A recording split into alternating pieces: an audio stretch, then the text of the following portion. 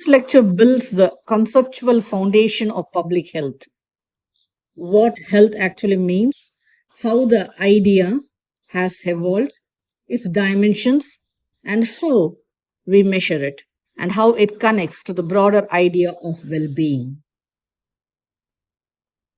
Health is often taken for granted until it is lost. Health is both an instrument of development and its outcome and the definitions have practical consequences for planning and measurement.